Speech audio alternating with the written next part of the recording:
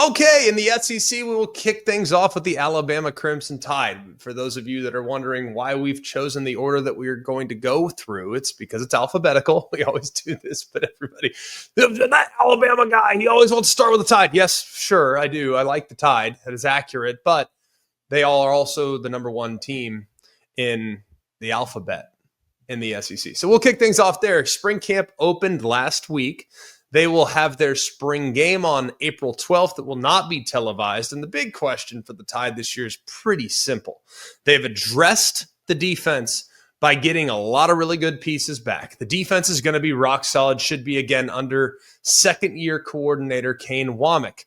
The offense now has a new man calling the shots. That's Ryan Grubb. And the big question is, who is going to separate themselves in the quarterback competition? It's probably going to be the most hotly debated quarterback contest in the SEC next year. There will be other competitions going on, but this is probably the one with the biggest stakes. I really believe that if Alabama can get stability at the quarterback spot, they could really win a national championship next year. Really, if you look at the pieces that are back, the improvements that have been made on the defensive side, the hopeful improvements with the offensive line, and the upgrades that will hopefully be felt at wide receiver, if the quarterback play can be great, national championship is not completely out of the realm of possibility. So let's look at the three that are competing for the job right now. The guy that probably has the inside track is Ty Simpson. He was the backup last year to Jalen Milroe. Played sparingly, not a ton, but when he was in there, he did a pretty good job. One thing that I've been really interested in with Ty Simpson is how does he develop as a leader?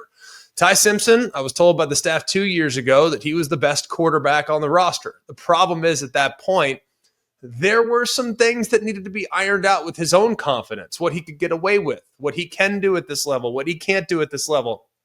The other thing that I think they've found out with this staff is that he's a little more mobile, a little more athletic than people realized, and he can be a factor in the quarterback run game if needed. But with the upgrades at wide receiver, the advancement of Ryan Williams going into his second year, Jeremy Bernard as his number 2 wide receiver, him being another year in the system, they're in Tuscaloosa, and with an addition or two in the portal, this group might be poised to break out, and Ty Simpson, as an accurate drop-back passer to keep you honest with his legs, might be the perfect guy to run the offense. The guys that are competing with him, the gap exists. I believe the gap exists right now between Ty Simpson and everybody else, but how big is that gap? That'll be determined as the spring goes along. The guys he's going against are freshman Keelan Russell, who was the top recruit for Alabama this past recruiting cycle, the number 2 overall player from Texas, where he went to Alabama and really excited the fan base and has excited the coaching staff. He's got a crazy high ceiling,